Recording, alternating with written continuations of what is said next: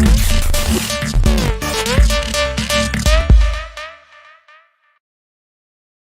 ain't got a right to tell us how to worship, so let's tell the government to get up out our churches. We ain't choking no more, tell them our hopes in the Lord. The time for speaking is past, it's time to open the doors. You ain't got no right to tell us how to worship, so let's tell the government to get up out our service. We ain't choking no more, tell them our hopes in the Lord. The time for speaking is past, so let's reopen the doors.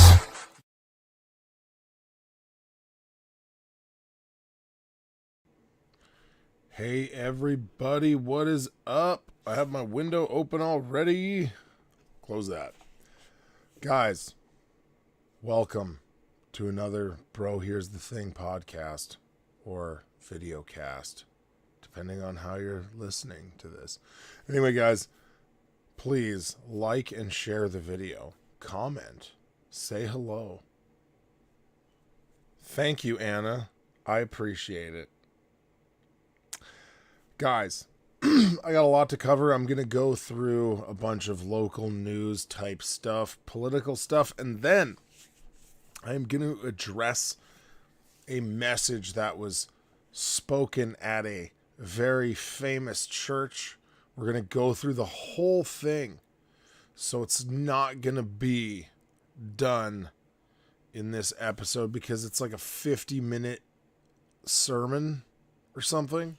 And so I might just do a bonus episode, which I say a lot and then never do, but I would love to get through it quickly. So, and like, I actually know people really like when I do that kind of stuff. So hopefully it is of a benefit to you when I get to it. Anyway, guys, lots going on with our local politicians here in Alberta. Jason Kenney was recorded in a private conversation, and he said, I don't need this job.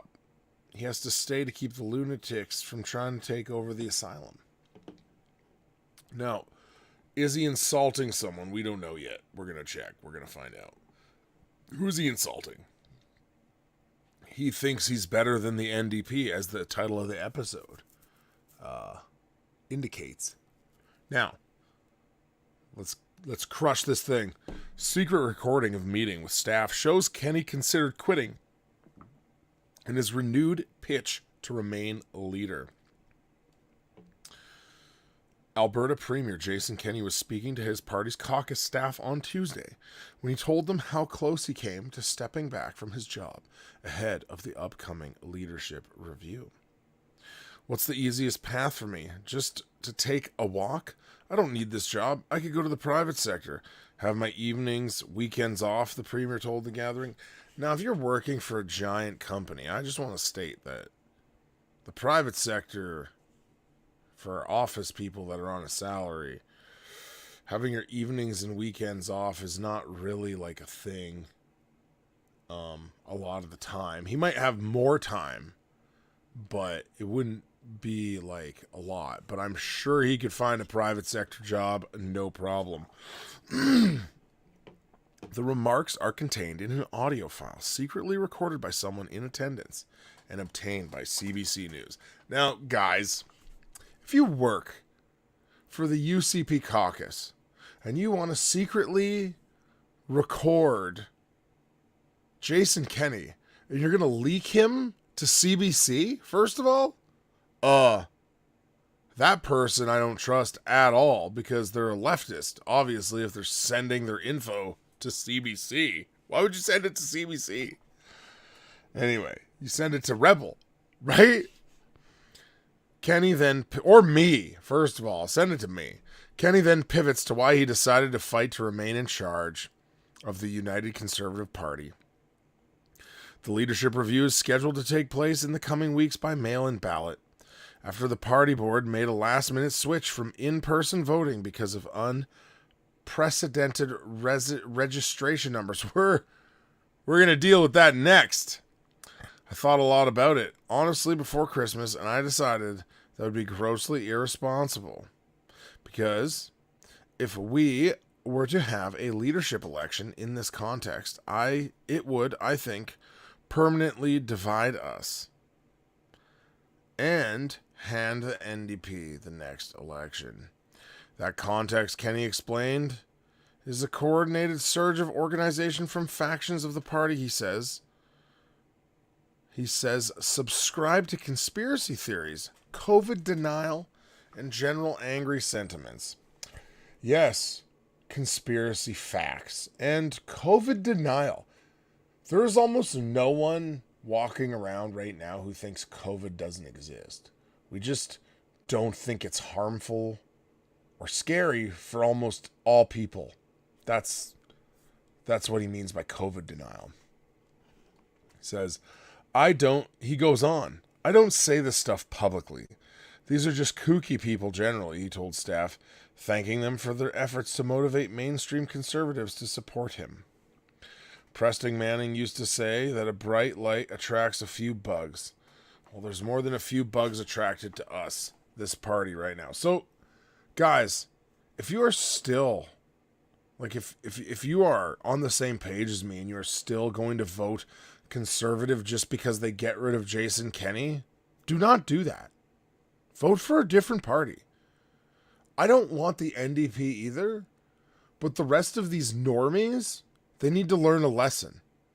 And that lesson is that you can't vote for the milquetoast party anymore. Because if you do, you're going to lose. And then you're going to get the NDP, and they're going to ruin you. And I'm okay with that. I'm okay with the NDP being in charge, personally, if it teaches people somewhat of a lesson. Because it's not good enough to just have this party in again, the UCP. I'm not doing it. I won't vote for Cyril Tartan, who's the MLA in my area. It's not happening. You've probably, if you pay attention to this, you probably heard me say that numerous times. Let's see what's going on in the chat really quick. Nothing is going on in the chat. What is up, guys? Comment, like, share. Anyway, back to the article. CBC News asked the Premier's office for comment on confirmation of the contents of the 5-minute recording. Excuse me. The comments made by the Premier to staff are consistent with previous public statements on this matter, read the response in its entirety from Kenney's press secretary. Well, that's interesting because he said that he doesn't say this stuff publicly. That's interesting. CBC article, though, so take it with a grain of salt. On Wednesday, the UCP president announced the party board had voted to change the format of the review to mail-in ballots after the number of registered voters surged far beyond expectations. The announcement, it's funny, I have a whole nother article on this stuff, but I'm going to skip it now, I guess, because this was going to be the second article, but that's okay. The announcement triggered accusations of cheating, faulty memberships, and new questions about the validity of the results, little more than 2 weeks in advance of the scheduled vote. While Kenney's campaign applauded the move, obviously, newly elected MLA and longtime Kenney rival Brian Jean said changing the UCP leadership review is a formula for fraud and cheating. I agree with Brian Jean. The party president had originally been firm that an in-person event was the only way to ensure the integrity of the vote. Interesting. And now it's not the only way to ensure the integrity. On Thursday, 5 government MLAs stood with several constituency association presidents to demand the party not switch the leadership review to mail-in ballots. One called on the premier to resign and another for a leadership election to be launched immediately. I mean, I agree. On Thursday, Kenney speaks in the recording about the threat, he says, of some of those against him who pose a threat to the survival of the party. He echoed language his campaign staff have been using, while one telling CBC News this leadership review is an attempted hostile takeover of our party by fringe elements. Yes, okay, guys, so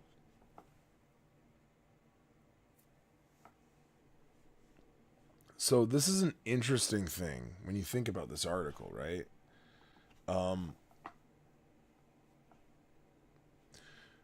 You got to think. It's pretty obvious what they just did. 14,000 memberships were bought before the deadline. So basically, if you're not from Alberta and you don't understand how it works, they're holding a big event in Red Deer, which is Red Deer is in between the two major cities in Alberta. There's Calgary in the south, and then there's Edmonton in, well, it's still realistic. It's like central Alberta, honestly, if you look at a map, but it's the northern big city, and it's the capital city. So they hold a big event in Red Deer, which is roughly halfway in between the cities, which is what a lot of things do. They will hold it in Red Deer. This is a very popular thing to do because it's in between those two cities, obviously.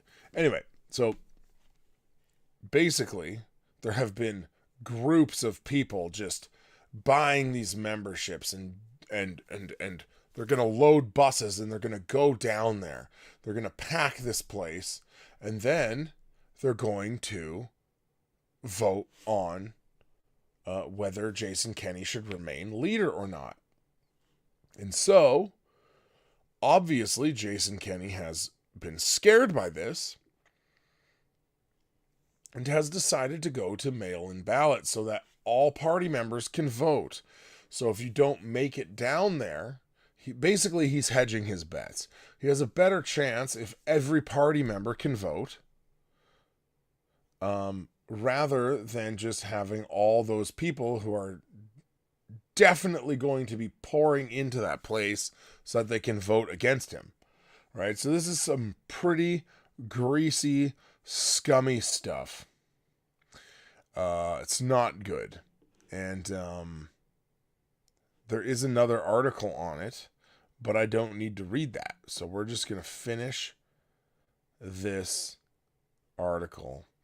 Dwayne Bratt, a political scientist at Mount Royal University, said the fact a political staff member would feel the need to record and share the Premier's comments shows the party has a major problem. Yes, because people don't trust them and hate them. It's a fundamental lack of trust between many grassroots UCP members and the party executive and the Premier. This is evidence that lack of trust extends into his own staff, he said. Yeah, no, good. I mean, I agree with Dwayne here. He can be viewed as the moderate within that party, but by saying that, you're saying that any criticism of me, any criticism of my leadership, you must be an extremist. Those are false equivalencies. Okay, I'm having a hard time wrapping my head around the fact that this is a CBC article.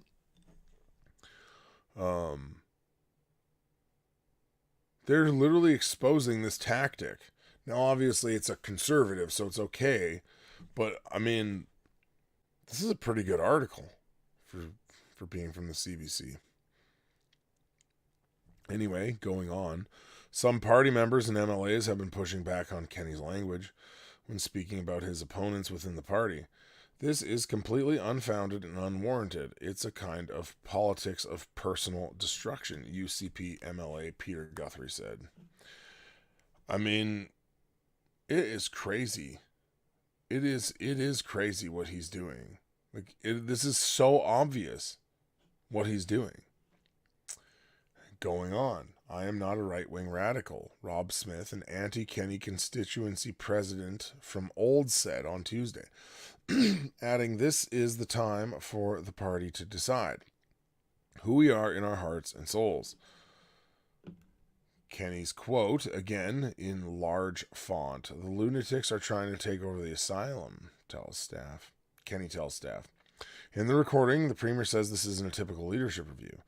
At a normal convention, he says 1,300 hungover progressive conservatives would wake up at a convention hotel on Saturday morning and they'd grab a coffee and they'd stumble in to cast a ballot in the leadership review. I mean, he is right. Basically, there's a lot of partying going on and there'd be 1,300 of them.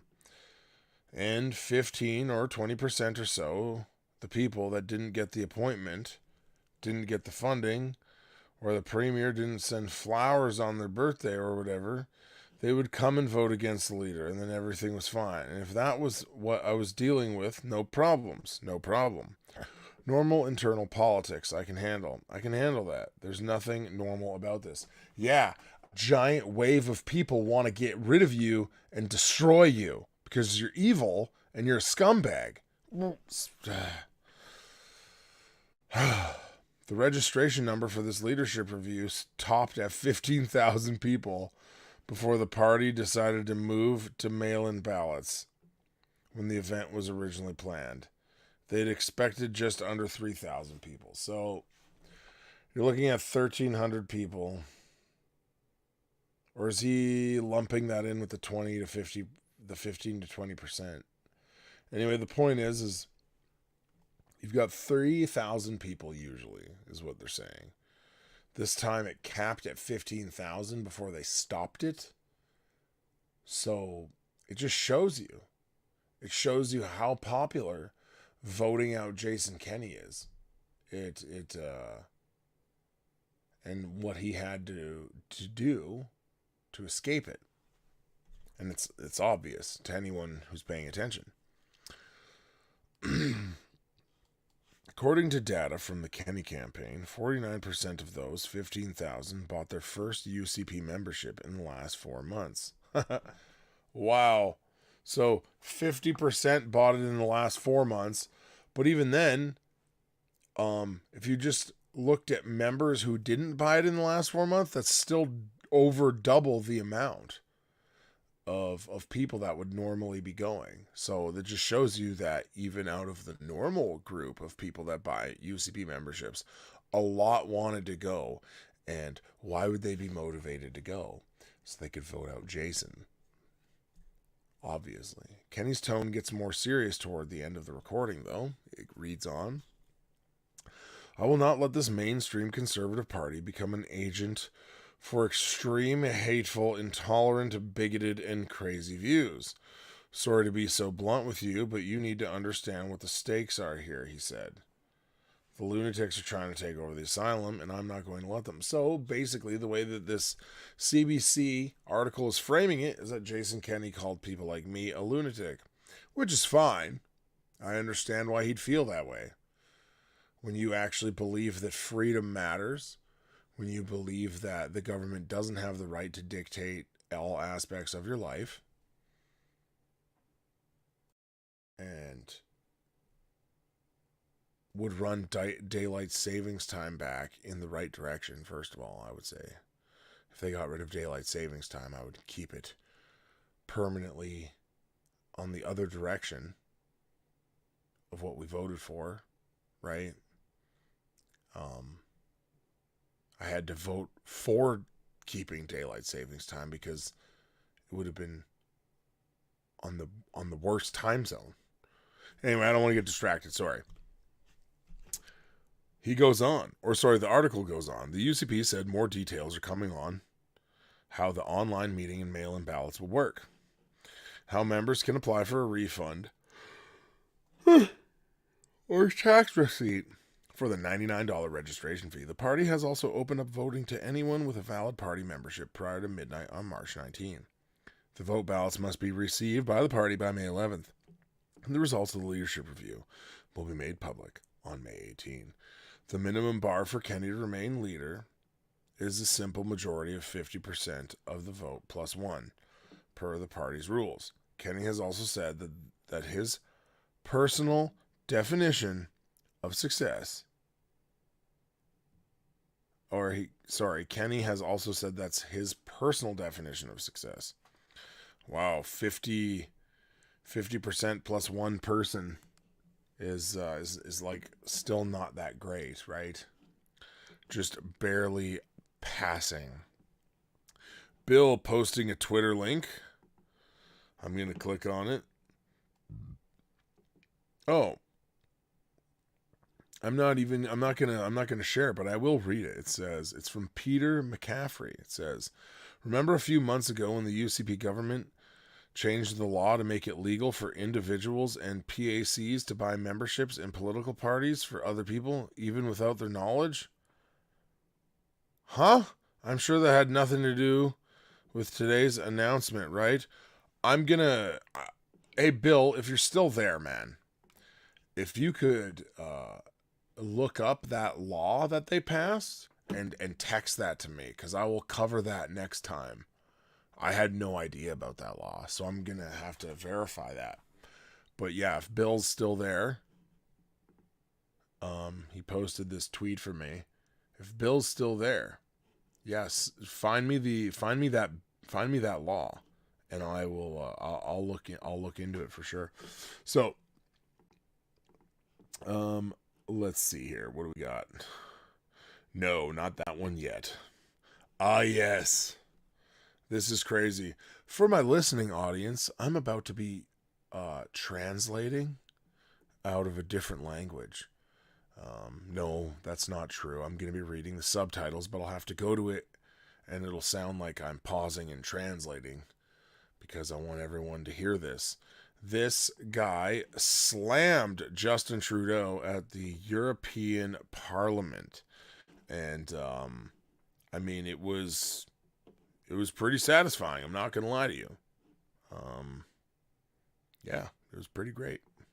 Okay, let's play it. Poštovane kolege, dragi građani, premijeru. Dear colleagues and citizens, Prime Minister Trudeau.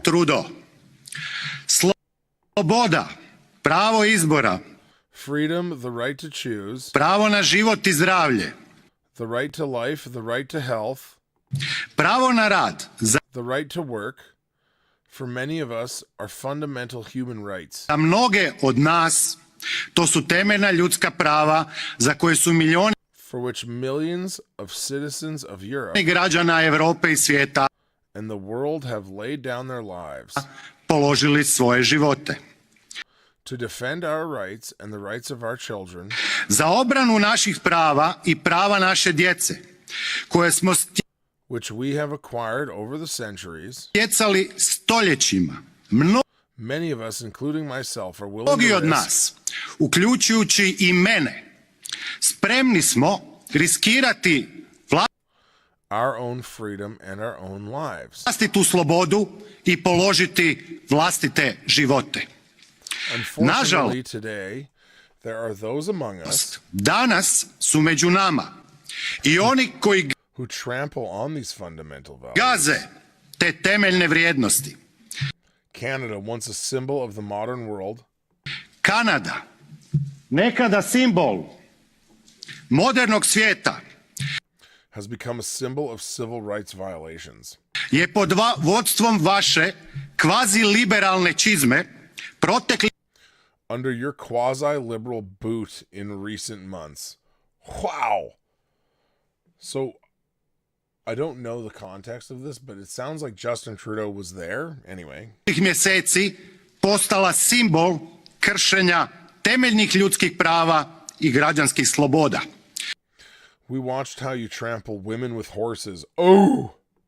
Gledali smo kako konjima gaze žene, kako samo How you block the bank accounts of single parents. hranim roditeljima blokirate bankovne račune so that they can't even pay their children's da ne mogu platiti djeci školovanje, education and medicine, that they can't pay utilities, da ne mogu platiti lijekove, da ne mogu platiti račune za struju I vodu, mortgage for their homes, da ne mogu platiti rate kredita za svoje domove. Za vas su to you, these may be liberal methods. to možda liberalne metode. For many citizens of the world, it is a dictatorship. Međutim, za mnoge građane svijeta to je diktatura najgore vrste. It is a dictatorship of the worst kind. Rest assured that the citizens of the world Budite uvjereni da građani svijeta, udruženi, united can stop any regime that wants to destroy mogu zaustaviti svaki režim koji želi uništiti slobodu građana, the freedom bilo of bombama, citizens, either by bombs or harmful pharmaceutical products. bilo štetnim farmaceutskim proizvodima. Hvala. Thank you. I like to analyze song lyrics. Nope. Poštovane kolege, Ever listen to Stop it. All right, I just want to see why are you doing this? What is the title of this video? Oh yes, he's a Croatian. This guy's from Croatia. Just so everyone knows. So anyway, guys, cool story. I'm going to close some windows, and then we're going to get on with it. All right, guys, so an article was making the rounds in my circles this week. I didn't really pay too much attention to it. I don't even know who wrote it, but it was about Dave Ramsey. And so one thing, when I'm talking about Dave Ramsey, I will start by saying, one, I love his financial advice, okay? I read Total Money Makeover. I paid off a ton of debt doing it. I am not perfect. We do some things wrong, and that's just something we're going to have to keep working on. I went, one time I met up with someone while they were visiting. Hi, Phoebe. How's it going? And I actually gave him, like the Dave Ramsey info, and he got himself out of all his debt faster than I did. He was so motivated by doing it. And so Dave Ramsey's baby step system it's how you should live your life when you're dealing with your money. Like, no one could convince me that you shouldn't. It is an amazing thing, and you should not accrue debt. Debt does not help you. Using debt, like, oh, well, I'm using all these things. These are bad things, because when it backfires, it can backfire hard. At least when you have no debt and things go bad, no one's calling you, asking you for money. So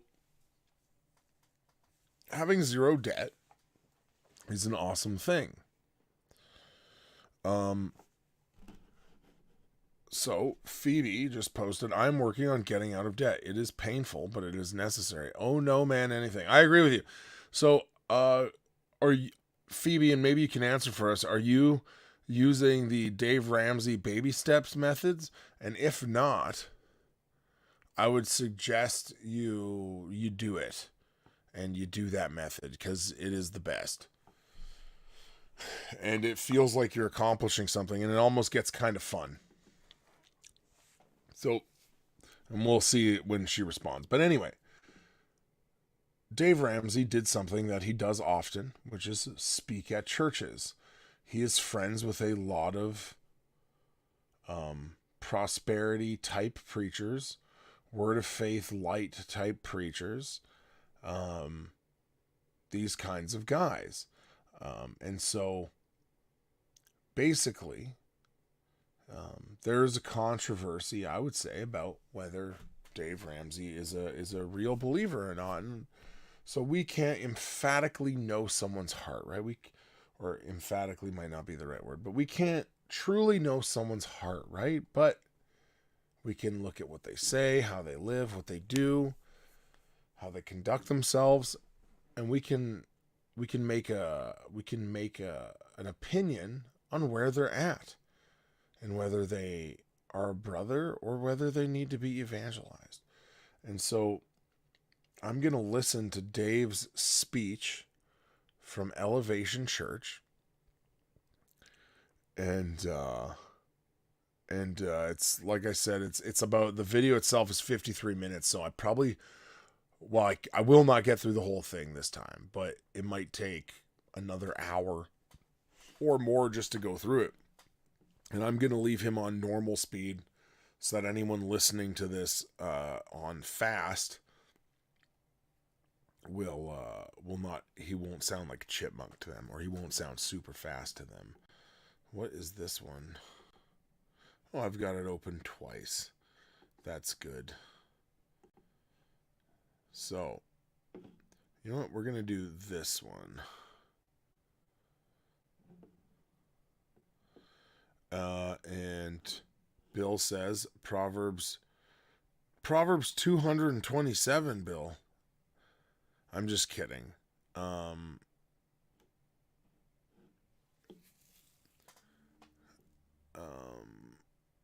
It's obviously Proverbs. I would imagine it's Proverbs 22:7. Phoebe says, no, I have no job and a very limited income. I am going through a debt consolidation group. Some I am paying off. Hold on, I got to put this up. Some I am paying off so much per month. Oh, so I am paying off so much per month. Yeah, see, like, I would honestly look at what Dave Ramsey would say about debt consolidation groups. Now, if you're already doing that, it might be too late to not do it, but he would argue that you should never do it. Now, I don't know.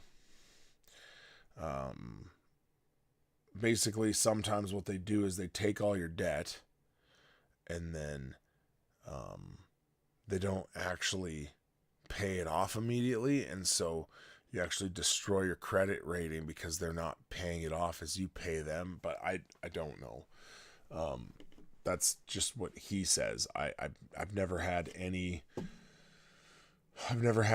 experience with a debt consolidation group, so I hope it works out for you, though. So let's listen to Dave.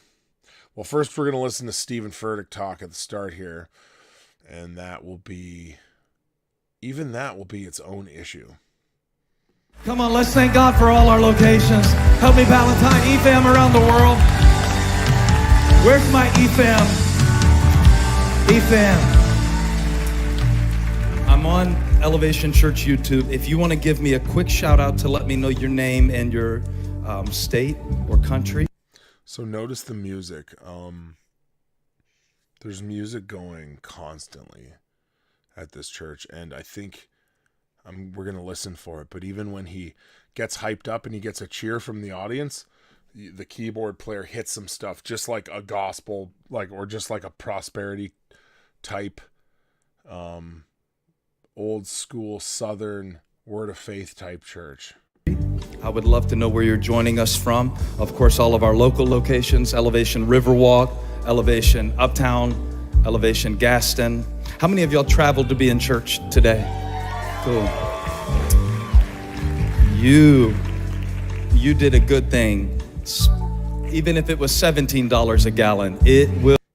So one thing I'll point out is that he said you traveled to be in church today, and also this was uploaded on March 20th, which was a Sunday.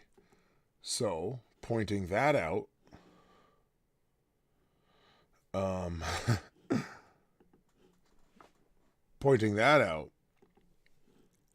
just laughing at Laura's comment. I will read it in a second. Just pointing out that this was a church service. Okay, so that's what you need to understand here. Sorry, I'm late. Why is Stephen Furtick on my screen? Barfy face. There's always a good reason, right? Like, obviously, we're not just listening to him for fun. Will be worth it. I promise you. All right, y'all, here they come. They're joining us today from Guyana, Jamaica, South Africa, Philippines, India, Georgia, Indonesia, Virginia. No, that's her name. Virginia from California. That was confusing.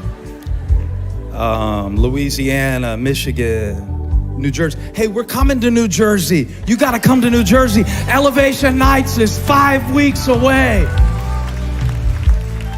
Listen everywhere we're coming. So, did you hear that? when he gets excited, the band plays louder and adds a little more intricacy, right? So the music is narrating like his whole intro here, and it's all mood enhancement. This is already not a good thing anyway, just as a point. I mean, if you have any cousins in these cities, all right? Because this begins very soon, and I don't want you to miss out. We're going to be in Chicago, Grand Rapids, Indianapolis, Columbus, Ohio, Washington, D.C., Reading, Pennsylvania, Newark, New Jersey, like I said, and those two men would definitely not call it real church, Anna. They definitely would not. Boston, Massachusetts, ElevationNights.com. Some of y'all ought to get a ticket and be a groupie and just come with us. On the road, it gets crazy, doesn't it? It's crazy on the road. If you're listening to this with headphones on, I will point out that the bass tone, though, is just really, really nice. Road, isn't it? LJ, am I lying to the people of God? Absolutely insane. We're excited. We're excited. So many good things. You saw the outreach Look update. at that. Did he literally talk to one of his band members? Hold on, I gotta rewind this. Like he's a tonight, he's a late night, he's a late night host. Don't know. Look at somebody and say, I don't know what you did right, but today you get to hear Dave Ramsey. Okay, I didn't rewind it. So now he's gonna intro Dave. Well, I mean, who could help us more at a time like this than Dave Ramsey? Dave. Jesus, but I'm not gonna be picky with that. I know what he means. We're honored you're here, man. I already told you this, but so they can know, my oldest son came to me the other day. He said, I found this guy, Dad, on YouTube named Dave Ramsey. He thought he discovered Dave Ramsey.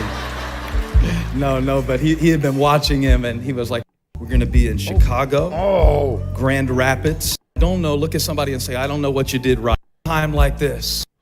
Okay, I accidentally pressed on a thing there. So guys, I got my Bible here, so that we can look up verses as they come up. Big hint, though. You're going to have to blow it off after, because dust's going to gather on it. I listened about 16 minutes in, and there was no Bible verses yet. Anyway, sorry I rewound it by accident. Then Dave Ramsey. Dave, we're honored you're here, man. I already told you this, but so they can know, my oldest son came to me the other day. He said, I found this guy, Dad, on YouTube named, and I was like, I actually know Dave. And he was like, really? I'm like, yeah, I'm kind of cool. I have some cool friends. And you know, the other day I was praying about it, and who would God bring to help us at a time like this with so much transition?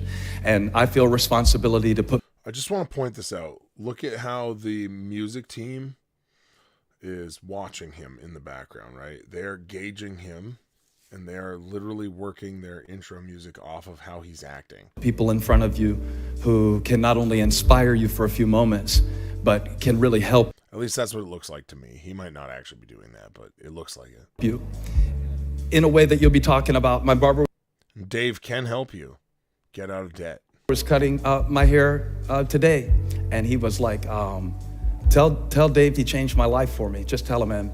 I know you probably hear that a lot, but on behalf of all the people that you've helped and all of the people who have been set free through what God has given you, we honor you. And thank you for being a pioneer. And so I know he's talking about being set free from debt, but that kind of language is already bothering me, right? Like the people you've set free. No, I could be up to my neck in debt, but I'd still be free in Christ, right?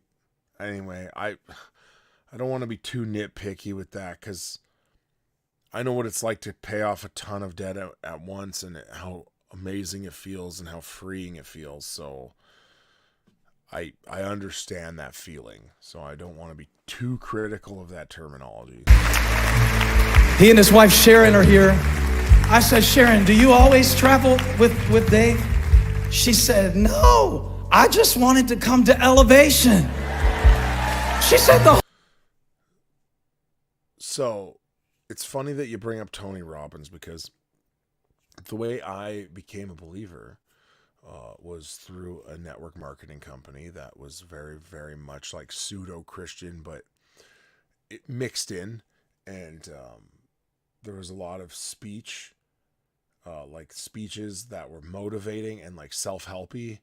And yes, this is exactly why I started going to church, because the first church I went to had this motivational self-help vibe as well. So no, that is an apt comparison to this kind of stuff. The whole team is jealous back home that we're here.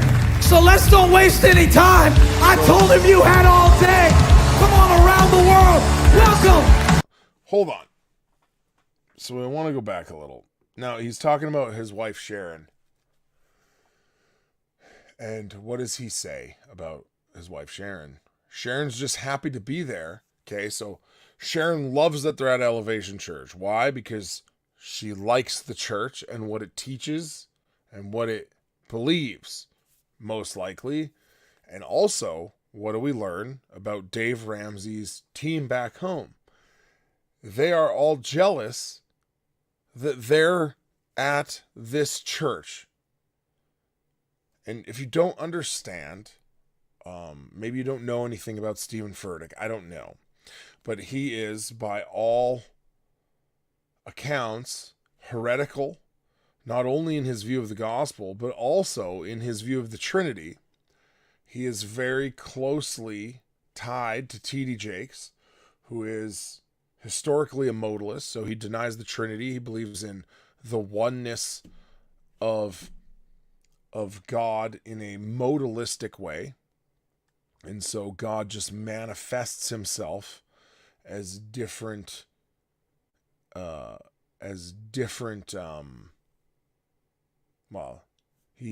God appears as different manifestations. So God the Father, God the Son, God the Holy Spirit are all just manifestations of God, not persons. And that would be a big difference. And so this comes up a lot. So if you don't know about Stephen Furtick is heretical. And so they love this church. Dave and Sharon love this church. And all of Dave's team members, obviously, we don't know if it's every single person on the Dave Ramsey team, but a majority of them are jealous that they're not there at this heretical church, right? So we're going to hear that again. Been set free through what God has given you. We honor you and thank you for being a pioneer. He and his wife Sharon are here. I said, Sharon, do you always travel with Dave? She said, no, I just wanted to come to Elevation. She said the whole team is jealous back home that we're here. So let's don't waste any time. I told him you had all day.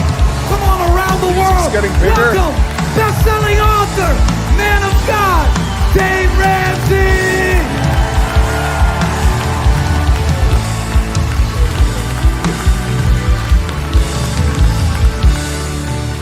What's on that table?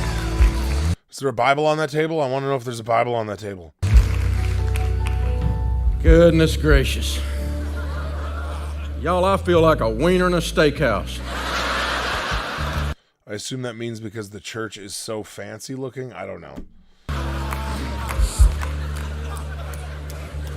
So y'all know Pastor Craig Groeschel. Oh, Phoebe, no. I'm not offended. Phoebe says, no offense intended to me. No, I didn't. I'm sorry. I need to address this really quick. I'm not offended. I totally get what you're saying. Like, this is a bad thing that it looks like a Tony Robbins meeting. I agree. I left that church after about a year because I actually got saved and I rejected all of it and had to leave because it was so bad. So I'm not offended. Sorry if you thought I was offended. I apologize. Anyway, let's hear Dave. Pastor Stephen's friend of mine. I'm speaking for him next weekend, and I thought I must be the Oompa Loompa on the ripped pastor. Elaine says that this is concerning. These are the only kinds of churches that Dave speaks at, right? And you're gonna hear some stuff right at the start of this about where he learned some of this money stuff that it sounds concerning to me too. Now, the biblical principles that he extracts on like how you discipline yourself are good. But he's gonna say some stuff that I don't like. Tour. So Pastor Stephen, he and I started swapping texts a few years ago. Sometimes when some of the fire is flying, we'll just encourage each other. And sometimes when his adrenaline goes down Sunday afternoon after preaching, about Sunday night, the texts start flying at my house. And see, a few weeks ago, I get a text, and he says, they're friends. "Do you believe in free speech?" I said, "Yeah." He said, "Good, I want you to give one on March 20th. That's hilarious. Ha ha ha ha. It's not free. That didn't happen, but it's a great joke. So, he's overly generous. Y'all know that. Who knows if he's joking? I don't know. But think about it. So this is their Sunday service. Okay. Furtick asked him to come give a free speech, joke, right, in the way that it's framed, but it's a speech on a Sunday. So it's essentially the sermon, and Dave is implying that he was paid to be there. Not even taking up a love offering. He was paid to be there, is what I'm getting from this. But God told me on Sundays I'm not supposed to collect. I collect Monday through Friday, and so life's pretty good for me. I'm doing all right. I got... Oh, maybe not. Maybe he did do it for free. Hold on. Let's see what he said there.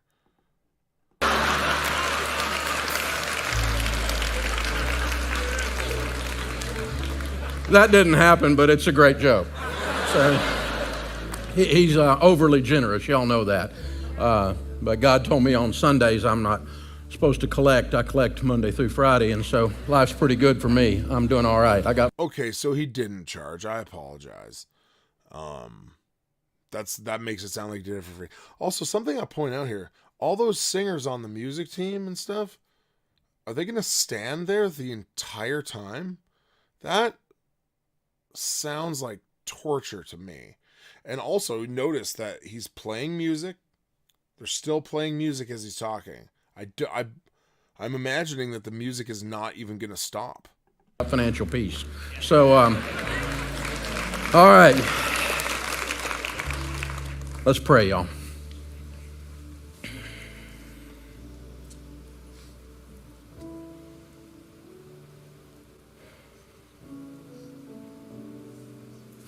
God, you know I can do these talks by myself. They sure are better when you do them. Oh. Holy Spirit, this is your time. In Jesus' name, amen. That's it. Y'all have a seat. So, I'm not going to comment on the length of the prayer, although it was, well, I mean, I guess I am commenting on it. It was very short, but think about that. You know I can do these on my own. It sure is better when you do them. So potentially God is going to be doing this speech now. Potentially. Maybe not, but potentially. my wife and I will be married this coming summer for 40 years. Yeah. I told her if she leaves, I'm going with her. When we got married, I don't know about y'all, but we were stupid. I will say that I agree with all of his stuff on like the baby step system. Like I agree with all of it. barring anything catastrophic, I believe if you followed those baby steps, you would be doing okay financially, even if you made not that much money. We had no sense. We didn't have anything like pre-marriage counseling. We just got hitched. We just got married. And nobody told us to watch out for this or that. And they were just happy to get rid of me and whatever. And her dad was scared I was showing up, and we just got married. So I was a beer-drinking, hell-raising hillbilly. And we've been married about 2 weeks. We moved to Nashville and got our first little apartment. And my wife wakes up on Sunday morning and remembers that she's a Baptist. So the way he makes it sound was the entire time before they were married, he did not know that she even had a desire to attend church. So I would love to know how they were living and what kind of Christianity she believed anyway, that she was ready to marry a beer-drinking, hell-raising hillbilly at the time. It's interesting. This is something she hadn't mentioned before. We've been dating for a while. We hadn't talked about this Jesus stuff. We certainly hadn't talked about her being a Baptist. And she said, it's Sunday morning, we're going to church. And I said, no, we're not. You don't go to church on Sunday, you drink beer and watch football. What is wrong with you? It is based Well, off she's of real serious about this. And of course, we're in Nashville, y'all. It's the buckle of the Bible Belt, right? I mean, there's more Baptists there than people. And so we have a big fight, and she's crying, and she storms out the door. Well, it didn't take her. So I think this is important. I do not, as I have seen him demean and embarrass people that do not follow his plan exactly as he has laid it out. Elaine says, he is pretty harsh on people that don't follow it, but I'm not here to defend Dave Ramsey, but I would say that the reason he gets upset when they don't follow it is because he knows it works for everybody who follows it. And he's kind of got a tough love thing, which I actually kind of appreciate too, when he says, you're being stupid. You know, sometimes you are just being stupid. So like, there is a lot about Dave that I like, but his theology is not the thing that I like. Her long to find her tribe. And she starts attending this little Baptist church and these little Baptist people praying for her heathen husband. Good. Well, this goes on every Sunday for about 6 months, y'all. Be honest with you, it wasn't going well. They should have been praying for her because she just went out, married a pagan, essentially, and then decided that she was going to force him to become a Christian or something. Like, the story is wild. Every Sunday we have a big fight. She storms out crying, and I'm going, what did I sign up for? Nobody told me about this. And I got in one of these, I was 22 years old, and I got in one of these multi-level things. Hey, that's the thing where you make all your friends mad. And at like 22. And I made all my friends mad. One of my beer-drinking buddies and me, and there's a lot of beer in this story, but we got in this thing, and we were so dumb, y'all. We would go to happy hour and then go make sales calls and couldn't figure out why we couldn't make a sale. This is how dumb we were. And Daryl and his other brother, Daryl. And so we're going to get a yacht, and we're going to be rich, and we're going to do all this stuff. And, we're 22 years old, and we're going to live the dream and all this. And we were doing pretty good, but we decided to go to one of their rallies, one of their sessions down in Birmingham, Alabama, which is about 2 hours south of Nashville. So we got in the car and drove to the Alabama Theater in downtown Birmingham, which in my mind held 10,000 people. I did an event there a while back. It holds 800. But you know how when you grow up things shrink. But and so you ever go back to your grade school, how it gets smaller? Y'all know what I'm talking about, right? And so, oh my gosh. So the people were laughing at that, but it almost, it's like they took it inappropriately, but I don't know if that's what he meant. I don't know, man. That, like, see how there's just these little things. Anyway, he's a great storyteller, but keep in mind, this is a Sunday church service. This is what they're listening to for their sermon. Okay? Anyway, we're up in the top row of the very back balcony, me and him, and we're taking notes all day long. These speakers are up there charging us up of how we're going to get rich and all this stuff and get you a yacht. And there was one guy at the end of the day who was the dog. He was the one making like $400,000 a minute or whatever, you know, and we wanted to be like him. And so we're kind of waiting for the apex of the day, the crescendo of the day, right? And so finally this guy gets up there, and we had written down 5 or 6 questions that thought, if we could get the answer to these questions, we'd have a breakthrough. Our little business would go, boom, we'd go, you know? And so he gets up there, and it's as if this guy had our questions as his outline. And we already wanted to be him. But by the time he finished reading our mail for an hour, and we got all of our questions answered, if he had told us to eat a bag of dirt, we would have. He owned us. Y'all know what I'm saying? And he was a good speaker too. And he gets to the end, he goes, and there's one more thing. And we're like, no, there isn't. We got our 5. He goes, if you don't know this man named Jesus, you're going to struggle in business. Because business people who are takers struggle. Business people who add value and are givers always win. Okay, so is that true? You are going to struggle in business unless you're a follower of Christ? That is, you can literally just go out and look and see non-Christians being successful in business. So, this is not true. This is where you start to see some theology come out that this attracts him. This is what attracted him to Christianity, is basically what he says. So he got attracted to Jesus because this guy told him that it would help him in business. Yeah. Good call. A great example is Bill Gates is a godless heathen.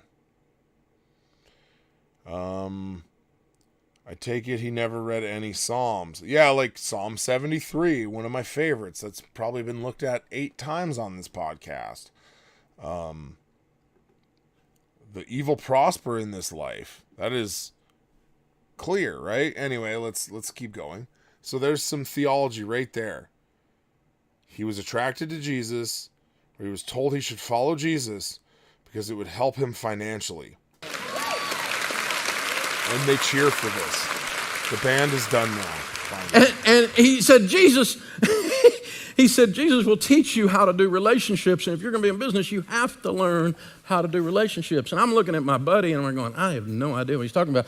And I asked my buddy, I said, you think he's been talking to my wife? And so we go back to the little... Jesus will teach you how to do relationships. I mean, sometimes, but sometimes he calls a woman, alludes to the fact that a woman is a dog and that she can eat scraps, you know? So is Jesus just going around relationship building the whole time in the Gospels? I think not. Holiday Inn or whatever it was, and in the nightstand we find a Bible, and it's a Gideon's Bible. So him and his buddy went to a Holiday Inn and Gideon's Bible, and it's a King James version, he's going to say. Right? Old King James. Yeah, Shakespeare and Jesus. So they kind of chuckle at that a little bit. Honestly, it just shows you how not knowledgeable of Bibles he is that he says that the KJV is like Shakespeare. If you read William Shakespeare, you very, very often are confused, and there is tons of hidden meaning and it's hard to understand if you're just reading all the poetry that's in it. The King James Version of the Bible is not like that. It's just a personal irritation of mine when people say it's basically like Shakespeare. Anyone who listens to this podcast knows I'm not this staunch defender of the King James Version, but the King James Version is still really clear in most places for you to read. It's completely readable in most places. In most instances, it doesn't take any work to understand it. It's not like Shakespeare at all. That's just my own personal irritation. The chances of these two rednecks figuring this out is 0.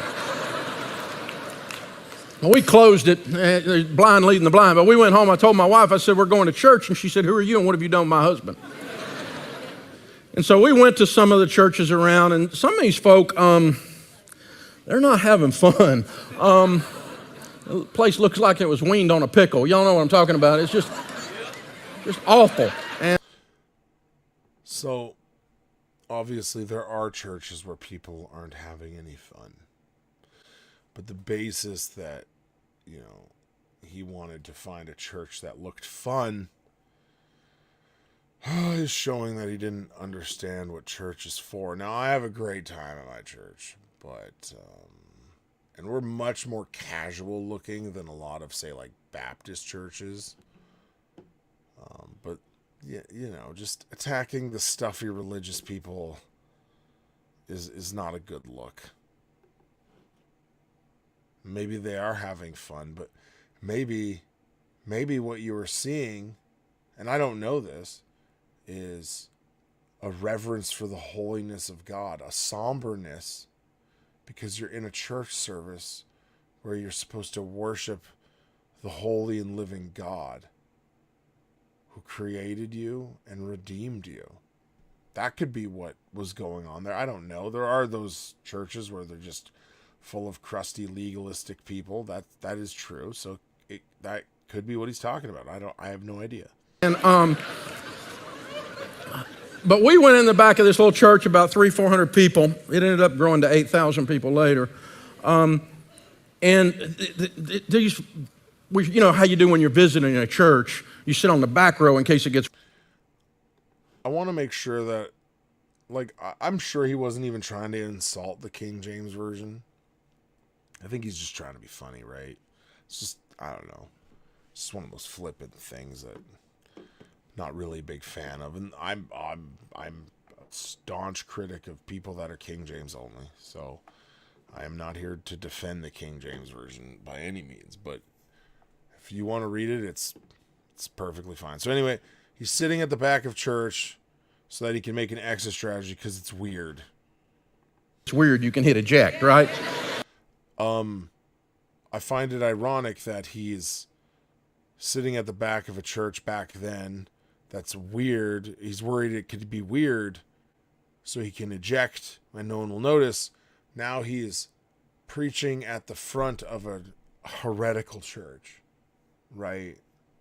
So let's think about that. And we are going to say preaching because he is in the office of the preacher right now. There is no pulpit, but he is standing behind his invisible pulpit.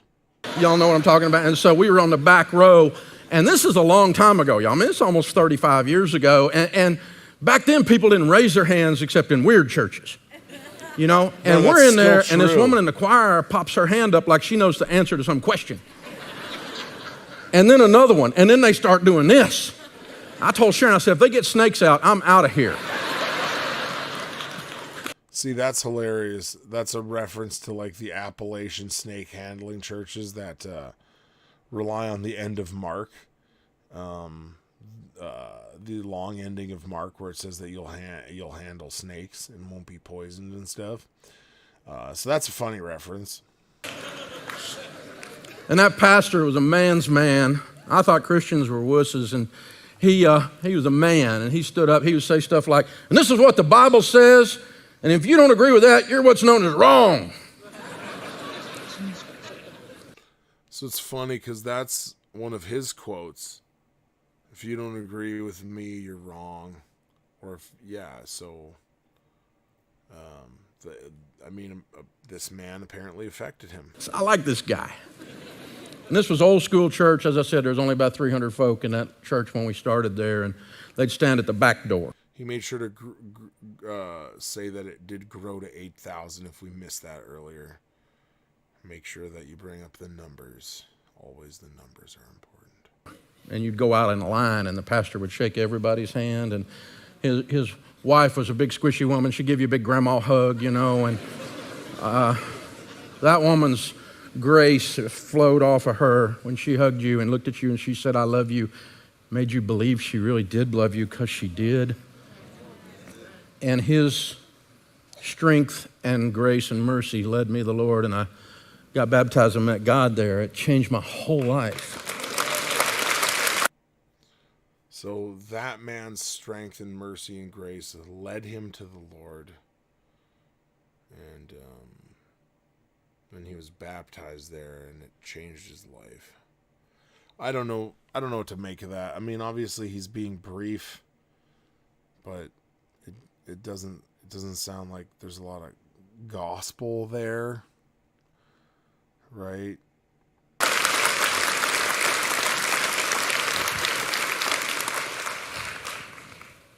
I do everything backwards. I left that little multi-level thing real quickly in the middle. That was just in there for about 20 minutes, it felt like. And I started buying and selling real estate, and I got rich. At least by a kid from Antioch standards. I started with nothing, and by the time I was 26, I had a little over $4 million worth of real estate, a little over $1 million net worth, and I was making $250,000 a year, $20,000 a month in 1982. I don't know where you come from, but we called that rich where I grew up. I would call that rich even right now, personally.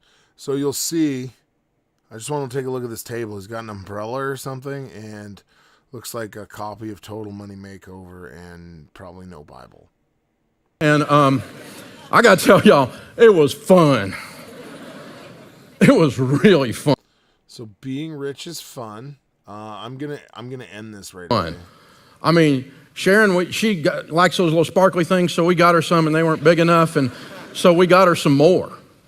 And y'all, we went to Hawaii, rednecks in Hawaii. So, this is after he became a believer, where he's living this opulent, wild lifestyle. He's married and everything, but, just buying bigger and bigger diamonds and stuff, and because he's got all this crazy disposable income. Let's just do like another minute or two. Oh, my. It was so nice. We went back.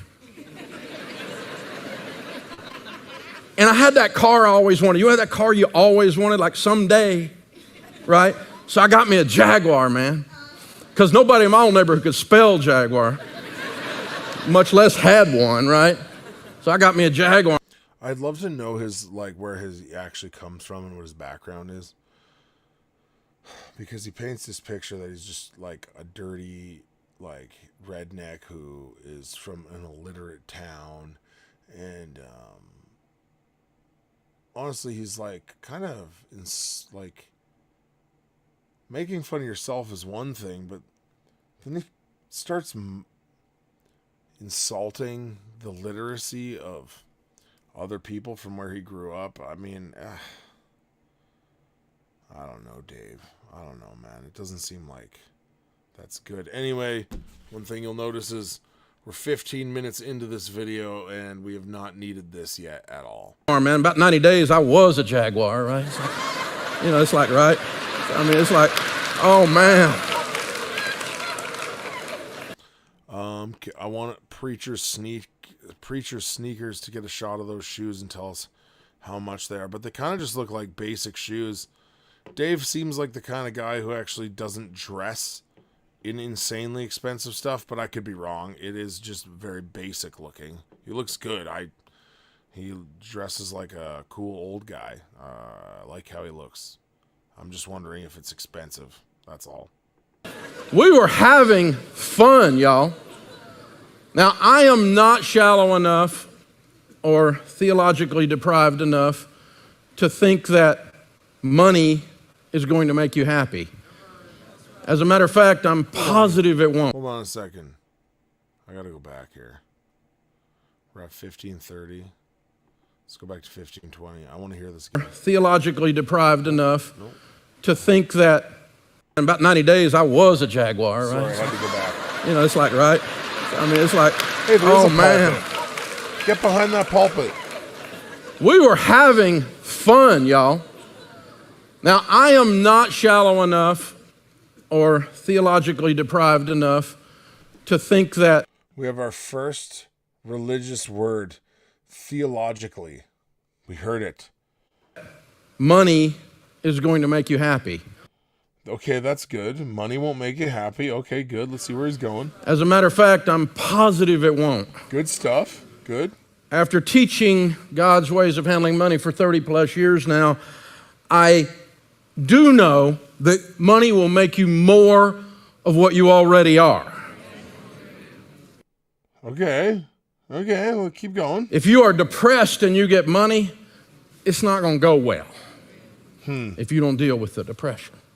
If you got a drug problem and you get money, you got a drug problem. I mean, if you got a temper and you get money, whoo, tyrant on parade. You got a big, gentle, compassionate heart and you get money, you can change the world. And Boston, Massachusetts, elevationights.com. Some of y'all ought to get a ticket and be a group. Guys. Drug problem. So, we're going to end at the 16-minute mark. I mean, if you got a temper and you get money, whoo, tyrant on, and you get money, you can change the world. There we go. We're back where we're at. So, if you have a big, compassionate heart and you get money, you'll change the world. I mean, I don't know if that's inherently true, but it probably is something you could see at least as anecdotal, that he's probably right about that. But he's going to get to these 5 proven biblical money principles. And hopefully we'll get to them soon. But I'm going to end this episode right now, guys. We're 16 minutes in, and I'll just start at the 16-minute mark and keep going from there next time. And so, guys, we're going to work through this message together. Let me know if you like when I do this stuff, or if you want me to go more politics, more this. I don't know. You know, I'm always up for criticism. We could comment on the fact that I and ah a lot like Justin Trudeau, you know. But until next time, guys, which there could be a bonus episode. Look out. I'm thinking Saturday night might be the night that I finish this sermon. We'll see. Anyway, guys, have a great night. I will see you next time.